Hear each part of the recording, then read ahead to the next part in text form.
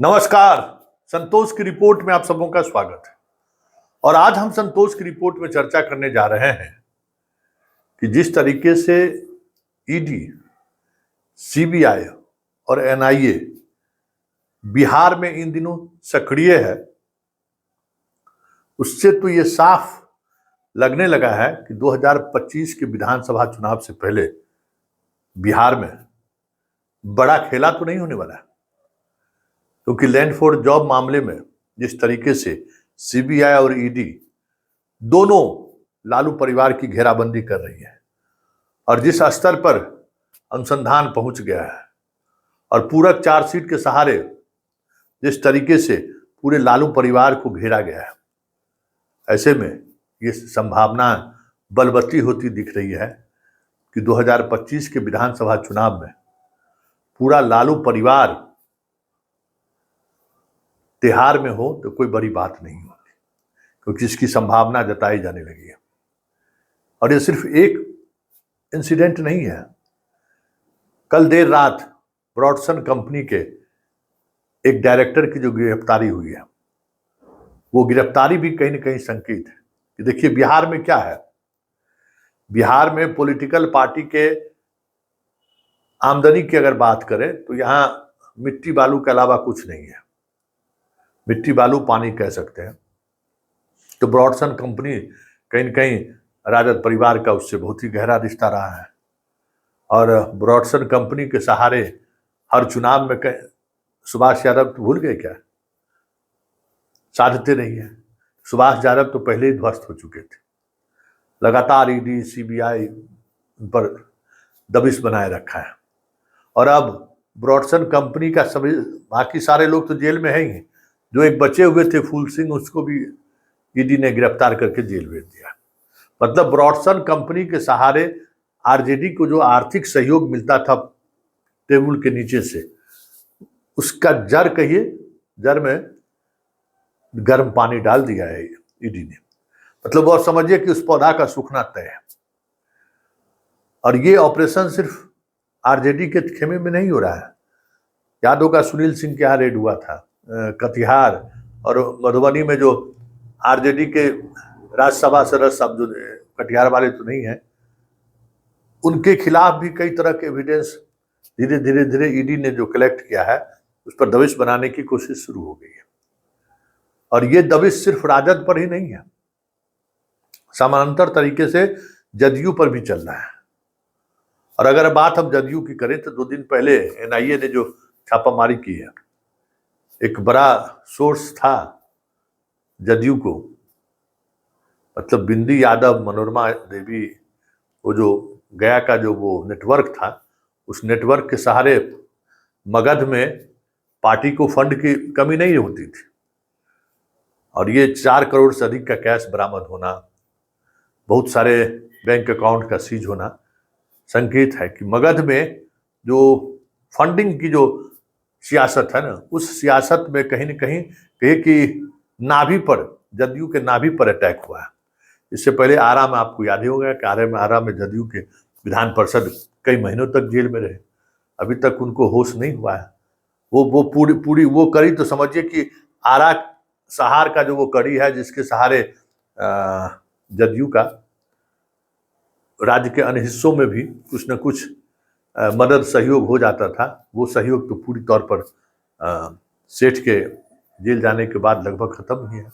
वो भी बालू सिंडिकेट का एक हिस्सा था। ये अलग बात है कि जीवन उस सिंडिकेट से बाहर बीजेपी में चले गए तो आज सुख चैन और शांति से है। लेकिन ये अटैक दोनों तरफ से हो रहा है, आरजेडी के तरफ भी और जदयू की तरफ। संजीव हंस पर केस, ईडी का छापा, उस छापे के साथ सिंघला कंपनी को एक्यूज बनाना, उस छापे के सहारे संजीव कुमार सिन्हा का एक्यूज बनना, उस छापे के सहारे संजीव हंस और गुलाब यादव का एक्यूज बनना, उस छापे के सहारे एक बड़े नेटवर्क की जानकारी देना और सारे नेटवर्क के आधार पर स्पेशल विजिलेंस यूनिट बिहार के द्वारा एफआईआर दर्ज करना।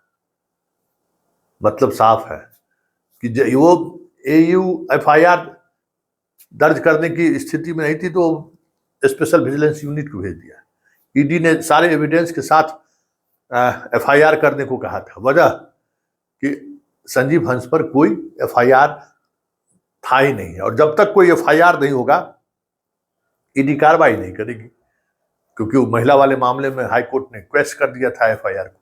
अब एक नए तरीके से एफआईआर हो गया, और उस एफआईआर के सामने आने का मतलब है सुनील कुमार सिन्हा मतलब नीतीश के एक खासम खास ब्यूरोक्रेट का परदबिश बनाना तय माना जा रहा है। तो भले संजीव हंस के को घेराबंदी करने की कोशिश हुई है, लेकिन उस कोशिश में बिहार के कई ऐसे आईएएस अधिकारी जो नीतीश के काफी करीबी माने जाते हैं भी करीबी, उन पर कहीं न कहीं दबिश ईडी का बढ़ेगा, ये साफ संकेत मिल रहा है। हाल के दिनों में एक बिल्डर्स के यहाँ भी छापामारी हुआ है। उस बिल्डर के यहाँ भी बहुत सारे ऐसे एविडेंस मिले हैं जो एविडेंस जता रहा है कि ब्यूरोक्रेसी के कई ऐसे पदाधिकारी जिनका भरोसा रहा है नीतीश पर, नीतीश का भरोसा उन पर रहा है, कहीं न कहीं उनकी सूची भी ईडी को मिल चुका है। मतलब साफ है, नीतीश पर डायरेक्ट सीधे तौर पर तो वो दबिश नहीं बना रहे हैं, लेकिन नीतीश के आसपास जितने भी लोग हैं उन पर ईडी, सीबीआई और एनआईए दबिश तो बना रखी है, और उस दबिश का असर तो पड़ेगा, क्योंकि जो लोग इनके साथ, सिंघला के यहाँ रेड का मतलब यही है। सिंघला के यहाँ से जो डायरी, लाल डायरी बरामद हुई है, उस डायरी में तो सारा कट्टा चिट्ठा लिखा हुआ है। ये अलग बात है कि 2 करोड़ का मतलब 20 करोड़ की गणना अब ईडी कर रही है। ये सारे ऐसे एविडेंस हैं जिस एविडेंस पर अगर ईडी कार्रवाई करती है तो तय मानिए कि सिंघला में कई आईएएस अधिकारियों का निवेश है जो नीतीश के काफी करीब, और नहीं एफआईआर दर्ज करके स्पेशल विजिलेंस यूनिट ने एफआईआर तो दर्ज ही कर दिया है।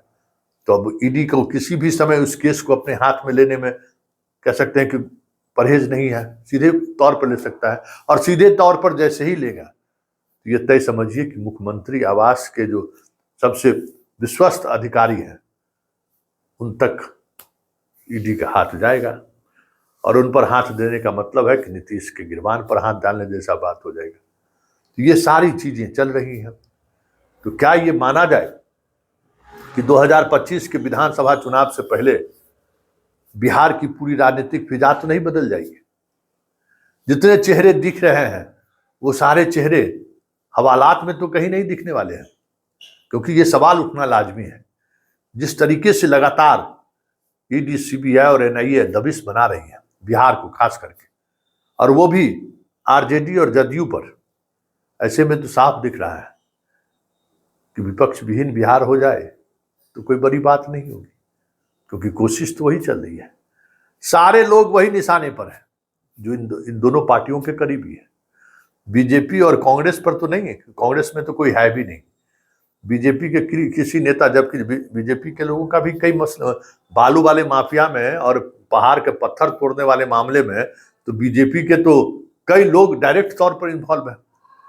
पत्थर जो उधर सासाराम कैमूर में जो पत्थर का जो खेल होता है उसमें सीधे तौर पर इन्वॉल्व है, बालू में इन्वॉल्व है, लेकिन उन लोगों पर तो ईडी और सीबीआई की दबिश कभी बनता हुआ दिखा भी नहीं है।